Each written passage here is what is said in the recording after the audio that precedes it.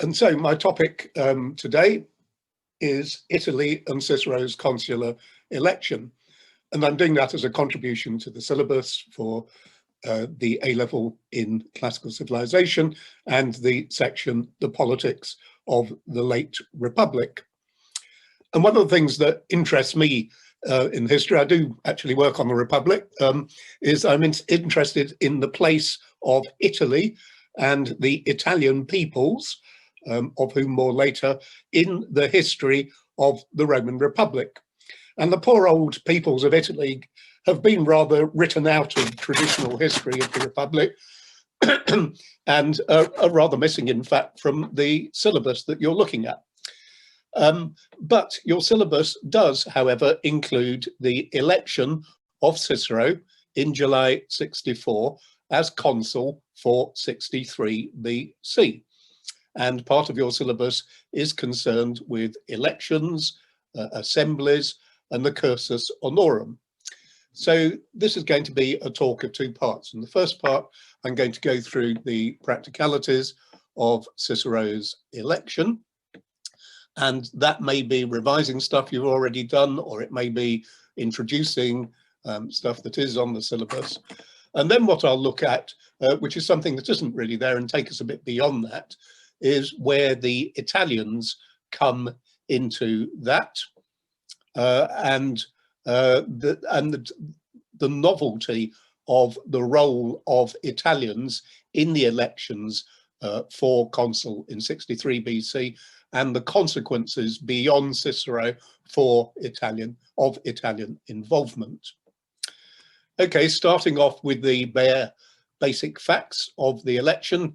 Here's a modern statue of Cicero, a rather bizarre statue in some ways, in a cuirass pointing ahead in one of the squares of Arpinum, modern Arpino, the town where he was born. So in July 64, elections were held for the consulship of 63 BC. When it came, by the time it actually came to the formal voting, when people actually went and cast their votes, there were three candidates for the two posts of consul. And the man who got the most votes soonest and got the minimum number to the majority, we'll come to that, was Marcus Tullius Cicero. So he was elected consul prior, the senior consul. Second was Gaius Antonius, nicknamed Hybrida.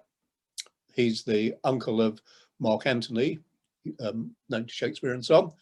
And the candidate who failed by a long chalk, it seems, was a noble called Lucius Sergius Catilina.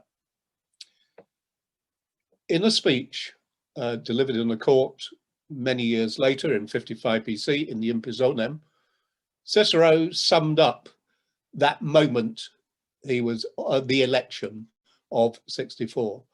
All Italy, he says, all the ordinates, the whole citizen body declared me first consul by their shouts first and then their votes. And I've given you the Latin, for those of you who know some Latin, me cuncta Italia, me omnes ordines, me univers acivitas, non prius tabella quam voce priorem consulem declaravit. And so what we're going to do is first look at how that election of him as the first past the post in July 64 occurred. First, a word about what evidence we have for elections in the Roman Republic. It has to be said that voting and elections and the assemblies changed across time in the late Republic and were changed a lot under Sulla.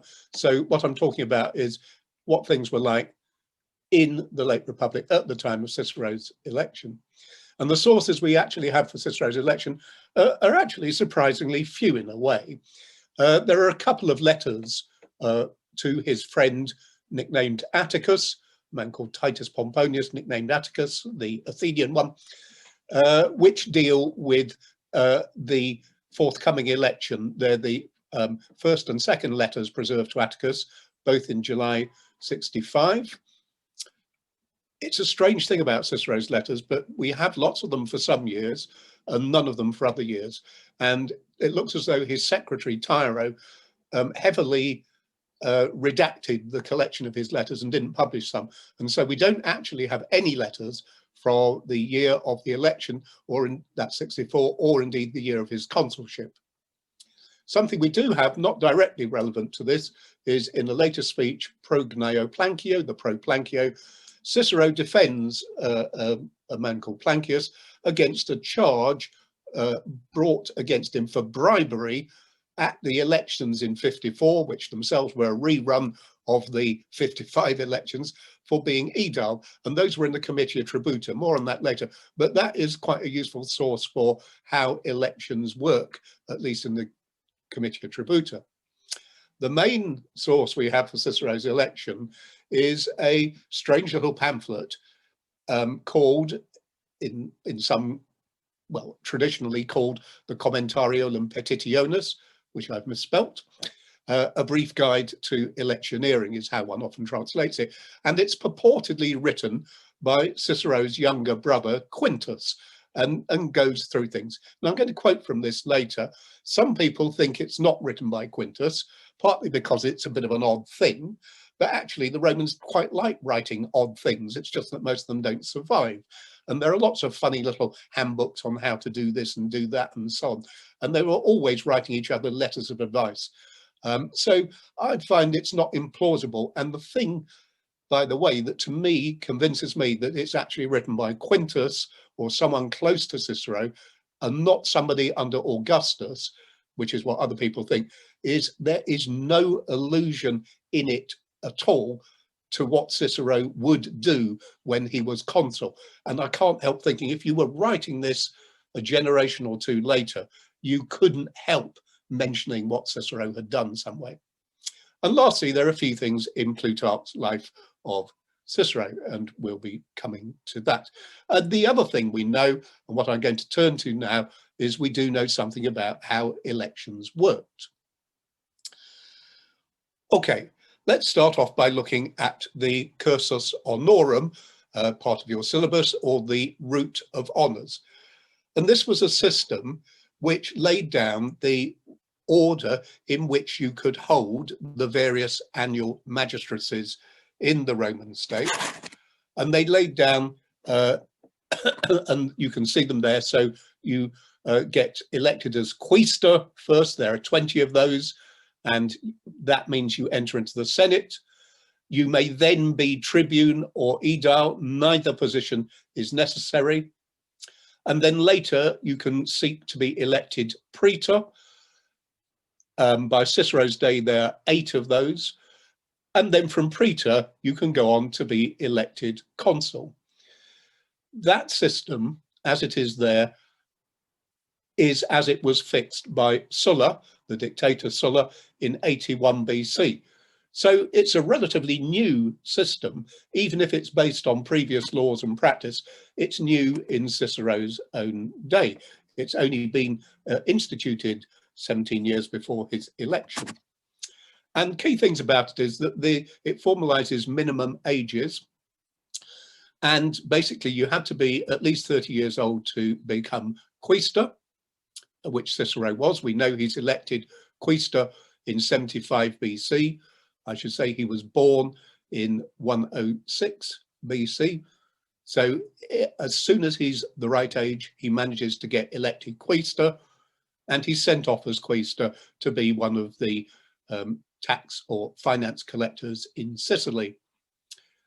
He then later stands to be aedile, that's in 69 BC, and he's praetor in 66, and he's consul in 63.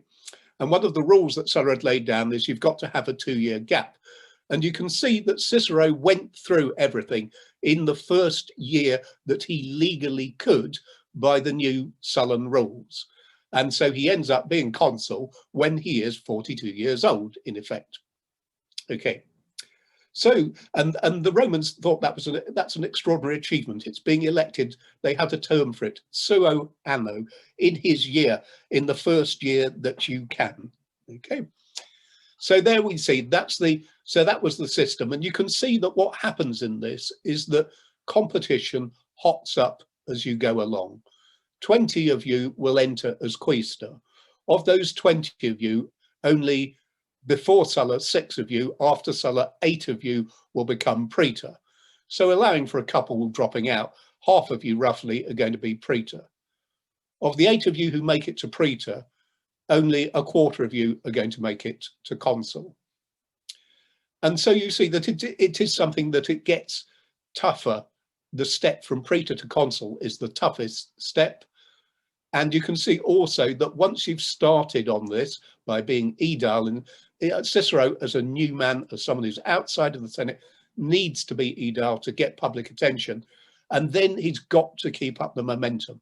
And that's why his best chance was always get elected the first year possible, carry the momentum forward, carry the support you had as aedile to vote for you as praetor, the support you had as praetor to vote for you as consul. And that's what Cicero manages. Okay, now this is the tough bit, but it is in your syllabus, I think. The Roman state had a number of popular assemblies. The Roman state was a bit like that because the Romans, a bit like hoarders, could never bear to throw anything out. So once they had a law or an institution, they just kept it. And when they set up a new one, they just used the new one, but never quite put the old one, got rid of the old one. So Rome possibly has 4 assemblies technically in our time, but we are just going to look at 2 of them. Oops, sorry. That's one of the troubles of recording things from home. There are 2 assemblies. All Roman assemblies vote in blocks. So you don't vote, you vote, your block will be called by lot to vote. All the people within the block vote, and then that vote goes forward as one vote. Okay. You have the same number of votes in any block as there are when you're electing people as there are candidates. Okay. So when you come to the consular elections, each block has 2 votes, and that's we'll come back to that. The one assembly is the citizens organized in the 35 tribes, and the tribes are essentially administrative units, regional units. It mixes up people by wealth, entirely by region, so there is no distinction of wealth or anything else like that. And because it's got 35 units, it can vote by Roman standards fairly fast. That is within, say, half a day if you're lucky. And it's used on the whole to pass laws, and it elects the junior magistrates, notably the aediles. When you come to the senior magistrates and things like declaring war and making treaties, then you go to what was probably an older assembly called the Comitia Centuriata. In other words, the assembly where citizens were organized by centuries. That's what a centuria is, a century, 100, according to their classis, their class, in other words, their wealth rating.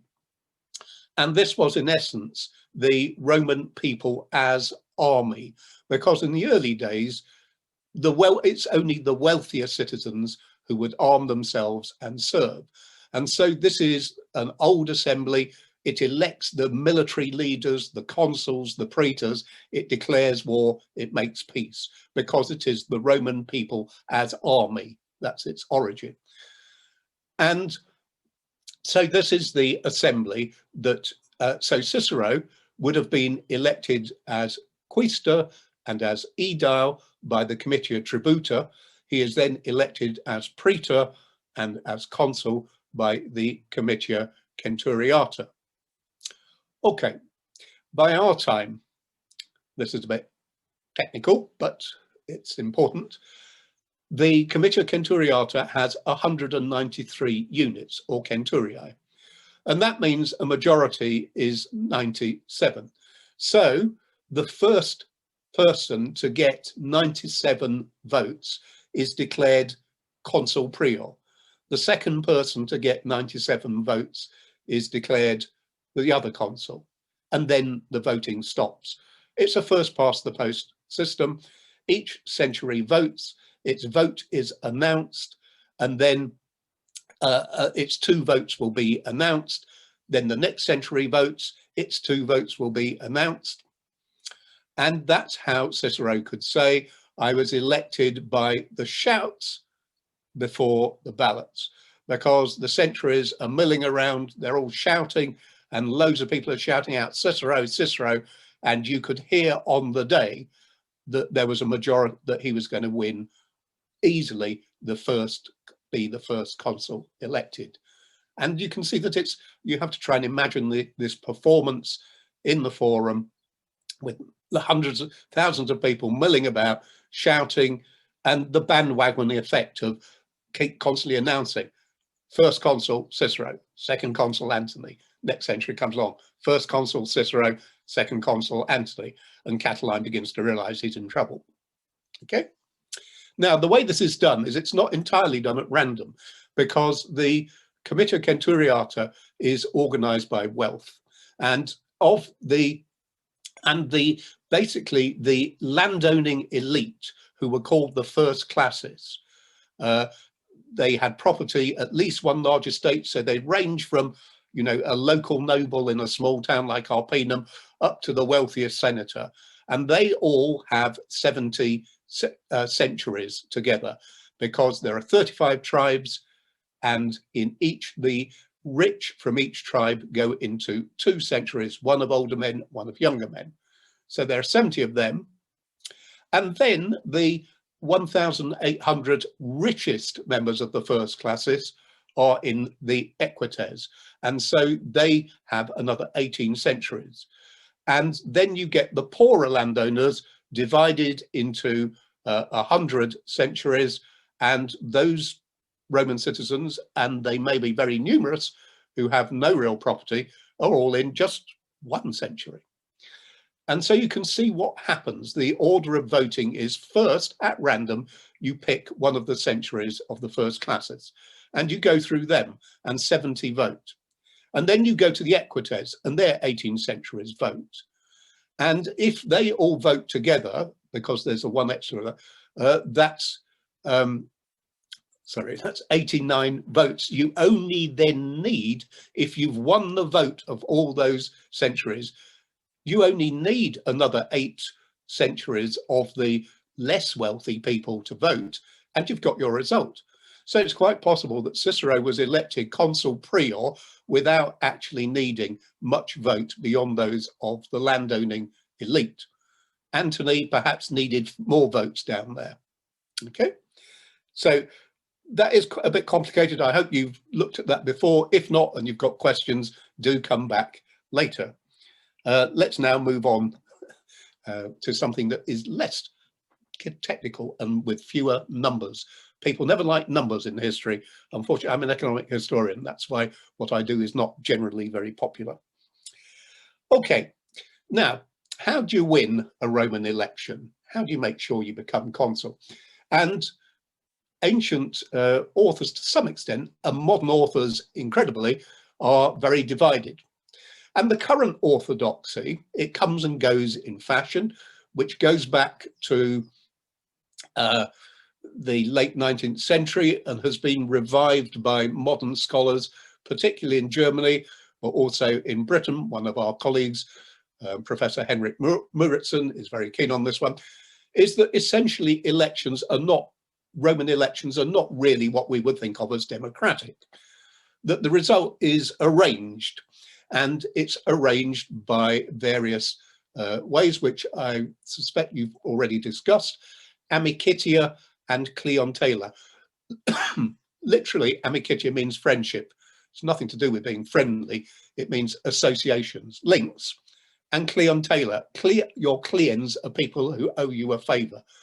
In other words, a patronage system that you will try and work on being elected consul by getting people who deal with you to back you, your amici. Some of them may actually be your friends too, but friendship is not necessarily part of it. Your clientes, the people who owe you a favor because you've lent them money, because you've spoken for them in court, because you beat up somebody they didn't like, or whatever. And bribery. It's not bribery to give money to people who already have a link with you. That's just giving a gift. It's only bribery when you start giving money to people with no prior link to you, but they all do it, okay? So on the what is now the orthodox view, or currently orthodox view, Roman elections are largely decided by management through patronage, through bribery, and so on. And you can see that that very way of electing, shouting, in theory, there is now a secret ballot, been there for 50 years now, but declaring each result as you get there, you can see that that sort of, does fit this model, because it's a sort of consensus system. If you know how other people have voted, people do tend to vote the same way quite often. The alternative view would be that you win elections by this rather unfashionable idea of popular support. That you can win elections, and even actually the people who support the management thing do allow that there are people who simply win because they are brilliant generals, like Marius, who against the laws gets re-elected consul 5 times, he's consul 6 times, or someone like Julius Caesar. You might do it through charisma, that you just, Julius Caesar, again, classic example, someone who just appeals to the people. And then I've put it in brackets with some punctuation because it's a bit unfashionable at the moment, but I suspect that politics did come into this. And this is actually a rather crucial issue in your course. I see that the syllabus refers to optimates and populares, as if the idea is that Roman politics of this period is a struggle between optimates and populares. I think you'll find that the majority of scholars today, the ones who support management of elections, would be very unhappy with the idea that those are really political labels. And I think there's something to be said for their criticism, but I don't like the way they chuck out the baby with the bathwater. That is the idea that there is any politics in elections, and I'll be coming back to that. Just one little footnote though. First, I mentioned Cicero's Pro Plancio, a speech he made defending Plancius, who was accused of having won election as aedile by bribery and was prosecuted by a noble called Juventius Laterensis, who hadn't won. And Cicero says, in these less important elections, the honour of office is bestowed by the efforts and popularity of the candidates, not by the sort of distinctions we see in you.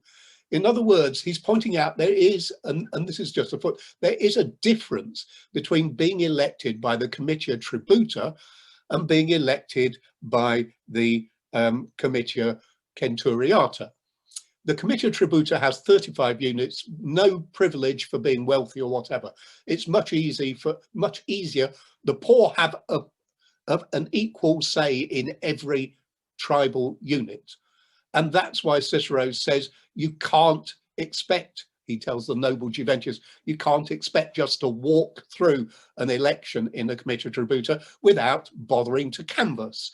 That these are, in these elections for the Comitia Tributa, the voters are not so impressed by nobility, the people you know, and so on. You need to actually canvass.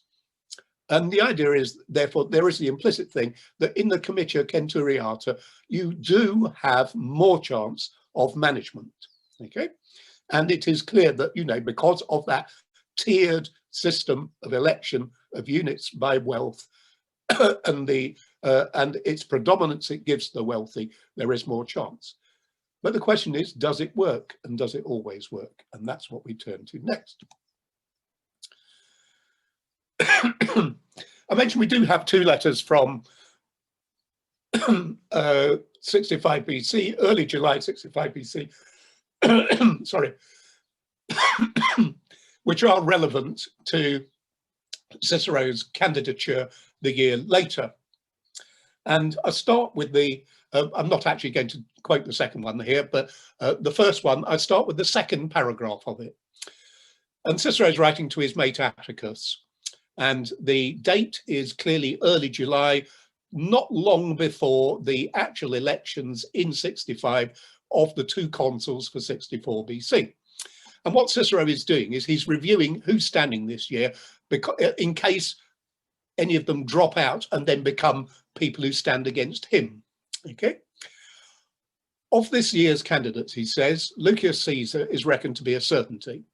The other consulship is judged to lie between Thermus and Silanus, but they are so hard up for friends and reputation that it seems to me not impossible that Turius may slip in.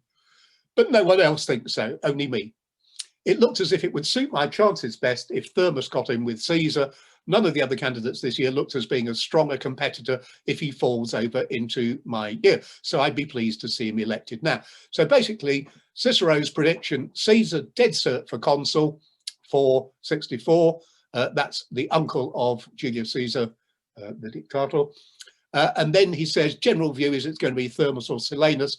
And my outside bet is it might be Turius instead. In fact, it's someone called Gaius Marcius Figulus, who is not mentioned at all in Cicero's letter. In other words, must have been on the ballot. We're only a few weeks before the election. He must have put his name forward, but Cicero and everyone doesn't think he's got a chance in hell of getting elected, and yet he is. Okay, and Thermus and Silanus are not, and nor is old Turius.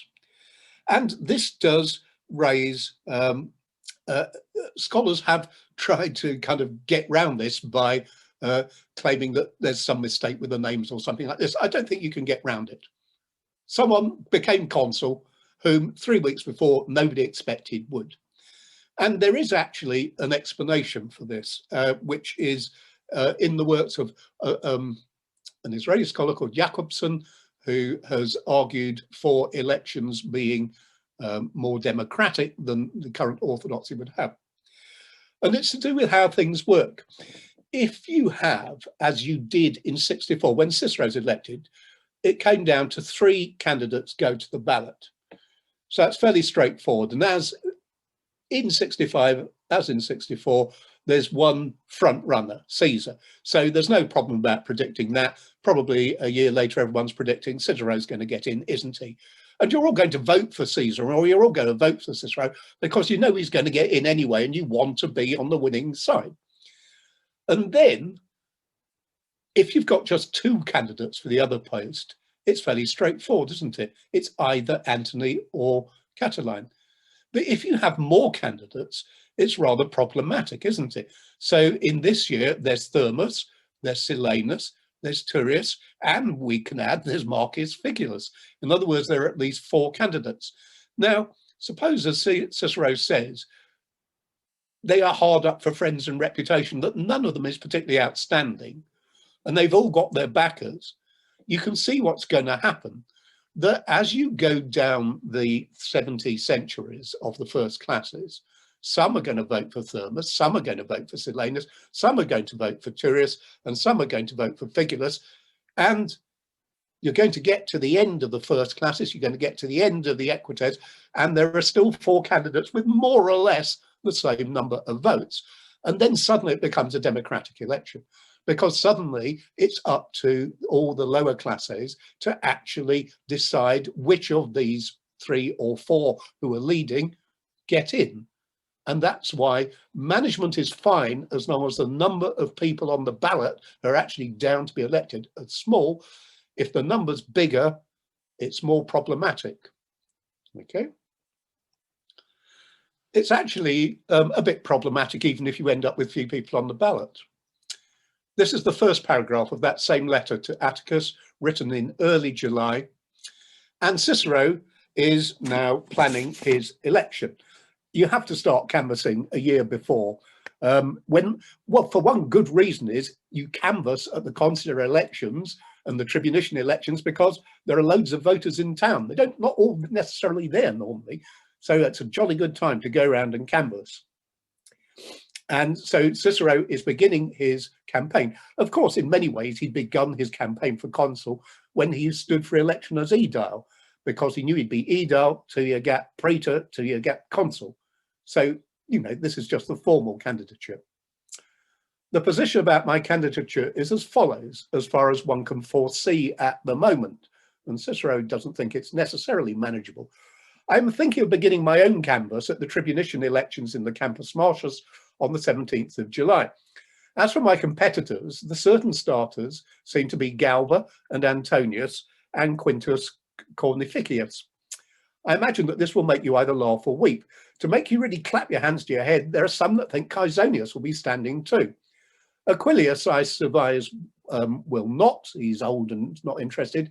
Catiline, remember him, will certainly be a competitor so long as the jury decides it's nighttime as noon. He's on facing a criminal charge, which he gets acquitted of. I don't suppose you'll be waiting to hear from me about Aufidius and Palicanus, okay? When Cicero, a year later, a week before the election, Cicero gave a speech to the Senate, which doesn't survive, and is called the in toga candida, the inner white toga. And when you were a candidate, you specially whitened your toga so it gleamed so that everyone could see you. And that is actually where we get the word candidate. You were a candidatus, you were going around in a specially gleaming white toga. The speech doesn't survive, but an Augustan commentator, who was a sharp guy called Asconius, happens to tell us what the result was. Well, I can see another typo coming up. Cicero had 6 competitors in his consular election campaign. 2 patricians, Sulpicius Galba and Sergius Catilina, 4 plebeians, of whom 2 were nobles, Gaius Antonius, the son of the orator, and Cassius Longinus, and 2 who were not the first of their families to achieve a magistracy, Cornificius and Sacerdos. Okay, so you compare the 2 lists, and you see that a year before, Cicero thinks there are 1, 2, 3, 4, 5, 6, 7, 8 possible runners against him. He's right about 4 of them. 4 of them, a year later, are actual competitors in summer 64. 1 he thought would not run, and he doesn't. 3 he thought might run, don't. And 2 he hadn't even considered can do. So he's down to 6 competitors, of whom he's predicted 4, which isn't bad. But as we know, when it comes to the actual voting, there are only 3 people, him, Antony, and Catilina.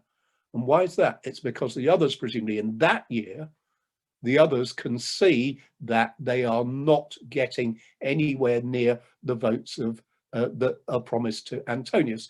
In other words, in a year when you have not just a front runner, as Cicero was, but also a pretty obvious second runner, or indeed you've got 2 people who are both front runners, everyone else knows that there's just no hope, because you can't get enough votes early on to derail Antonius.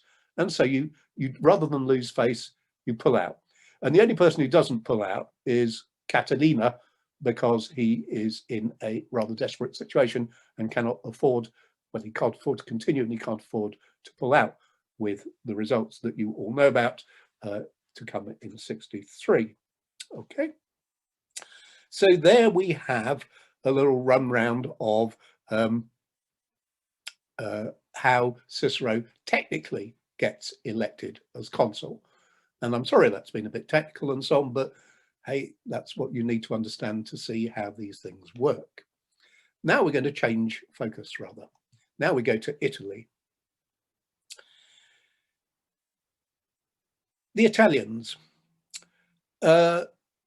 Italy, in the time of, from the beginning down to the time of Cicero, more or less, Italy meant Italy up as far as the Po Valley. So the bit at the top, which has Liguria, the north of the Etruscans beneath it, isn't technically yet Italy. It's Gaul this side of the Alps. And in the middle of that is the River Po. Okay, so Italy is down to the south. Italy was composed of a whole variety of peoples. We can originally distinguish them by their languages. So there's the Oscan language, the Umbrian languages, the Latin languages, and Latin, as we know it, is Roman Latin, the variety of Latin that became politically dominant Praenestine Latin was originally equally good and different and so on, but it disappears. There's the Etruscans and so on. And gradually these languages begin to coalesce with ethnic identities or cultures. The Etruscans, the Oscan language is identified with the Samnites and so on. So Italy is a patchwork of different ethnicities. Some of them are what we call Italic peoples and Italic languages. There are in the south, there are the Greeks as well, the Greek settlers. In the north, there are various Celtic peoples whom the Romans call Gauls. So they're Gauls, Italic peoples and Greeks. The languages are the various Celtic languages in the north, Etruscan, which is probably a form of Proto-Indo-European. It's a bit different from all the others, just leave it at that. Italic, which the Italic family of which Latin is one part, and the Greeks in the south.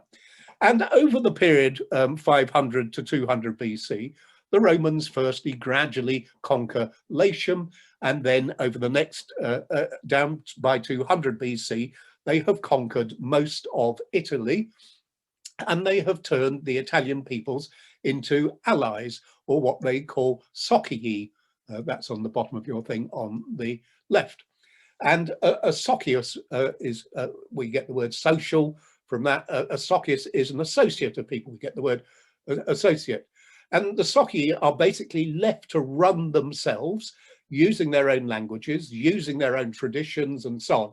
But in military terms, they are subordinate to Rome. They provide troops to Rome under Roman command. And it's with those Italic armies that Rome begins to conquer the Mediterranean. And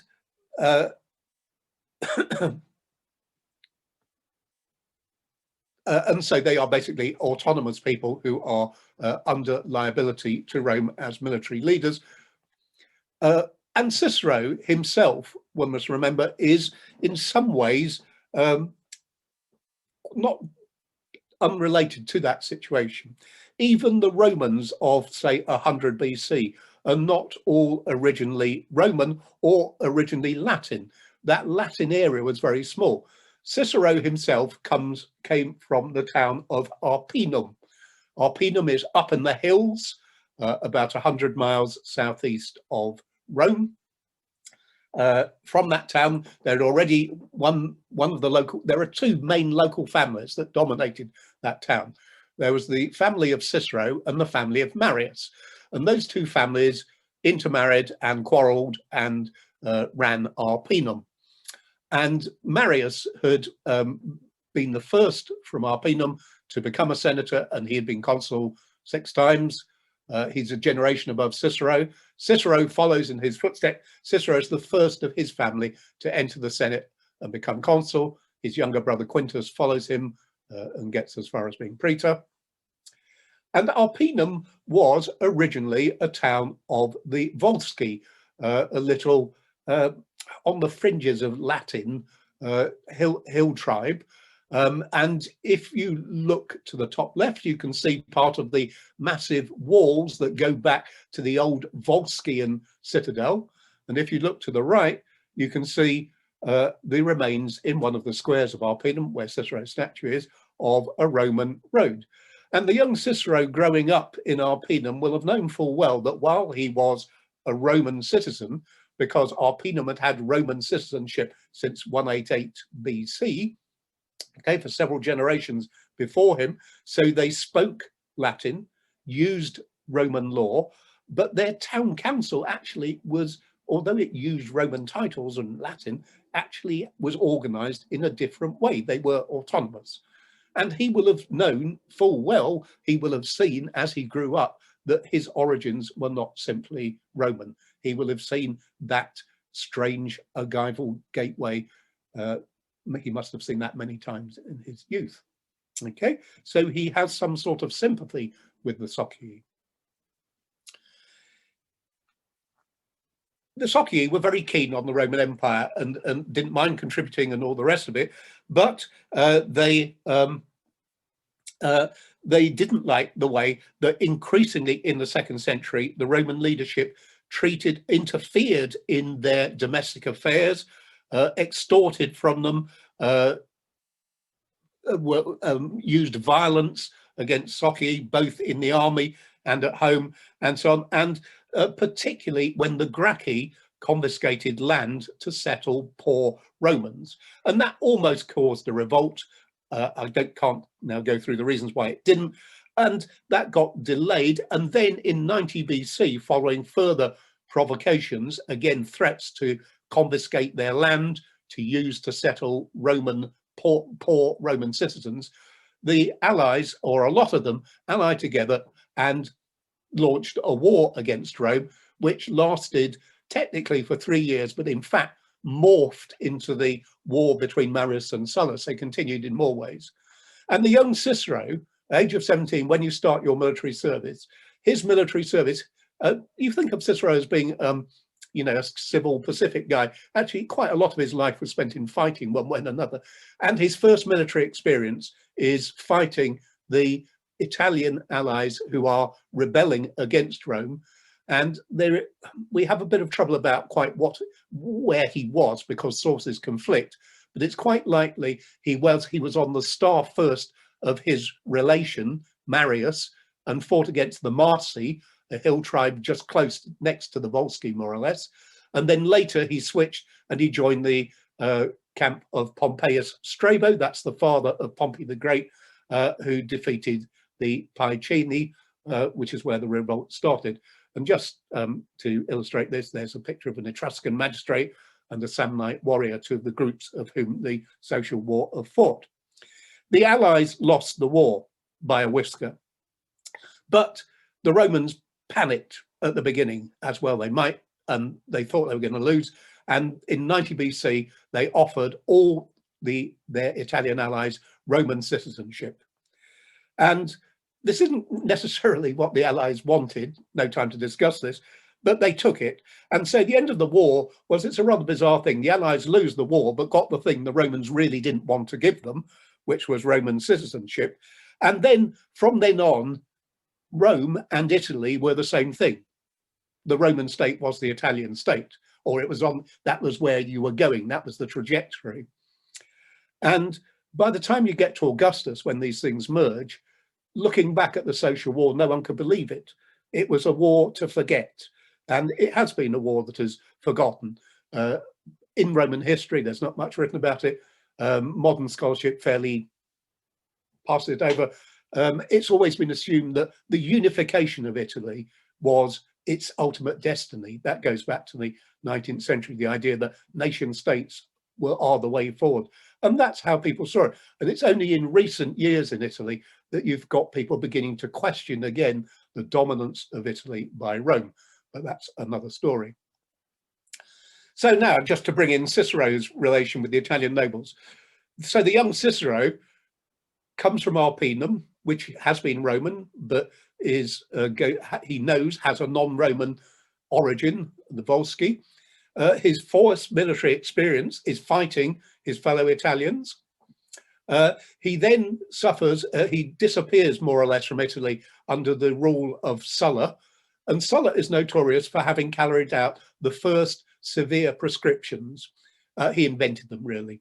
And basically you write up the names of your enemies and you confiscate their property, and Sulla then divided that amongst his Roman troops, Roman poor.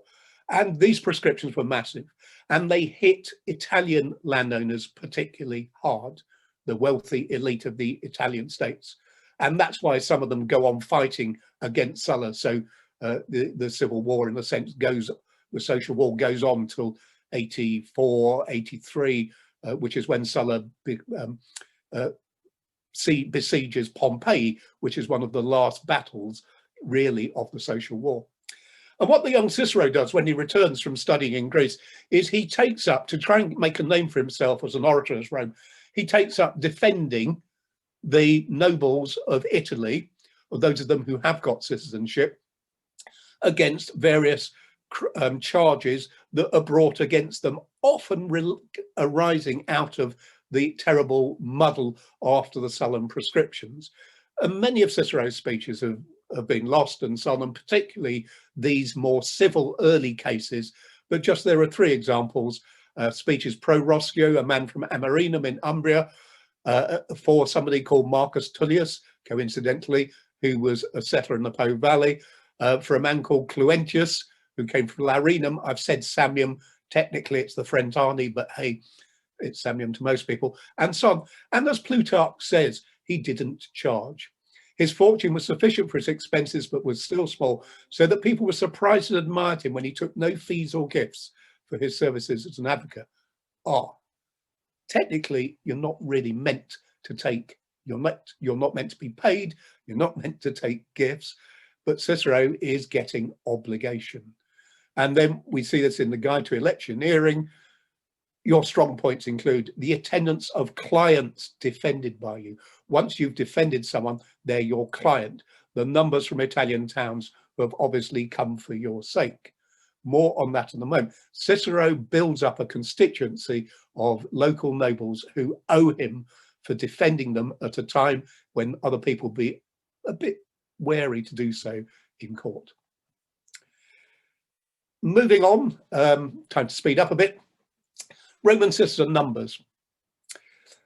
We have these figures for the number of adult male Roman citizens. I give those in the column in the centre left, as it were, around 390,000, around 120 BC, 85 BC, 463,000, 69 BC, coming on for 1 million. And then there's the Augustan figure, which is not comparable because it includes women and children. And basically what this shows is the influx of Italians as they get registered as Roman citizens. And the Romans who didn't like the result of the, who opposed the Allies and caused the civil war, still didn't like the result. And although they'd all voted in a panic in 90 BC and then again in 89 BC to give them citizenship, they delayed registering them as long as possible. And it was only in 70 BC when the young Pompey became consul, and the young Pompey was one of those, like Marius, like Cicero, and not like Sulla, who were in favor of giving the vote to the Allies. It's only under the guidance of Pompey and Crassus that the censors for 70 to 69 BC really do register just about all the Italian elite. It takes probably longer for the poor to gradually get registered. That's happened by the time of Augustus.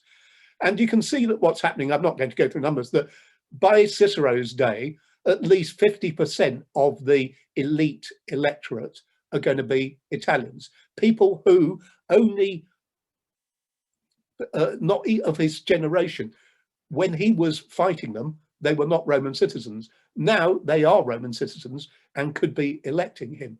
And this is a totally novel electorate. Indeed, by 63 BC, certainly by the time of Augustus, the Italians outnumber Romans at least 2 to 1.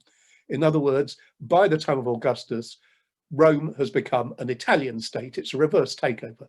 It's no longer really a Roman state. So when we look at Cicero's Guide to Electioneering, it's all right, the end is nigh, we'll see that I think this is probably written to celebrate Cicero's election.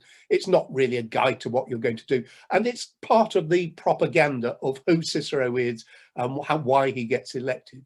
And therefore it stresses that he's got all the support you'd expect from Rome. First, draw to yourself senators, equites, the influential men of other ranks, influential and active freedmen, then reckon up the whole city, get the masses, because that's part of Cicero's image. He can't be the man who got elected by the Italians, but he was the man who was elected by the Italians. And then the next paragraph goes, after that, comprehend in your mind and memory the whole of Italy, divided into its tribal divisions. Why? Because each tribe, the wealthy of each tribe go into one of the 2 centuries for that tribe. Let there be no municipium, colonia praefectura, or indeed any place in Italy where you have not got a sufficiency of support. Inquire and seek out men everywhere, get to know them, pursue them, secure them, see that they canvass their localities for you and act like candidates on your behalf. And the same story in Plutarch. Oh, another typo, the third one. He trained himself not only to memorize names, but also to know in what part of Rome every important person lived, where he had his country house. And so whatever road in Italy Cicero happened to be traveling on, it was easy for him to point out the estates and villas of his friends. And that's why here we are in the Forum. This is where the man from Arpinum in July 64 was triumphantly voted consul prior all Italy. In 55 BC, there's a difference of tone. He doesn't, unlike Quintus earlier, saying, oh, you were elected by the senators. Oh, and also Italy. By 55 BC, the order is reversed. All Italy, all the ordines, those are the Roman citizens. The ordines means Senate, Equites, Publicani, all Italy first. Senators, Equites, etc., the whole citizen body declared me consul prior by their shouts first and then their votes. And lastly, and I said I'd say something about the impact of this. In the year Cicero was consul, towards the end of that year, on the 23rd of September, a rather unpleasant young man was born called Gaius Octavius. He's a distant relation of Julius Caesar. He becomes Caesar's heir, and eventually, through a series of brutal and unpleasant civil wars and killings of various people, he becomes the cuddly Emperor Augustus. Later in his life, looking back on things, he wrote up in his Res Gestae how he'd managed to achieve this. And you'll notice how, and I've just picked two passages from the Res Gestae, one about 32 BC, at the beginning of the civil war with Antony, one about his election as Pontifex Maximus. In 32 BC, the whole of Italy, tota Italia, of its own free will, swore to obey me and demanded me as leader in the war in which I was victorious at Actium. Later, in 12 BC, he's elected chief priest. Such a concourse poured in from the whole of Italy, tota Italia, to my election as had never been recorded at Rome before that time.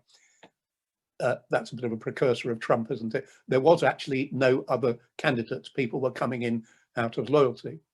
Now, very briefly, what I think had gone on here is that what Cicero had been elected consul because the Italians had suddenly realized they had a voice.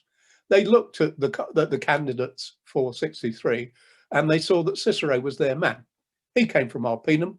He was utterly in favor of landed property. He was not going to carry out prescriptions. Indeed, he tried to repair some of the damage of that. And so, to a man, they voted for Cicero.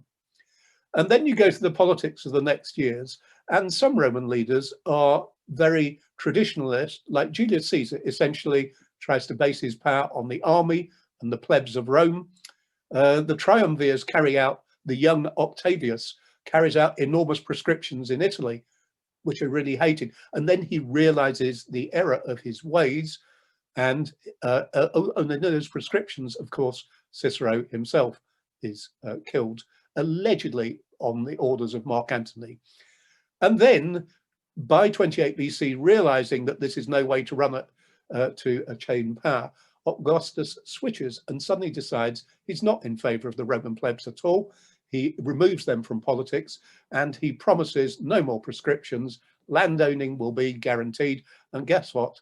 Tota Italia comes to support him. There we are. Okay, well, thank you for bearing with that. You'll be relieved to hear I have now got to the end of that.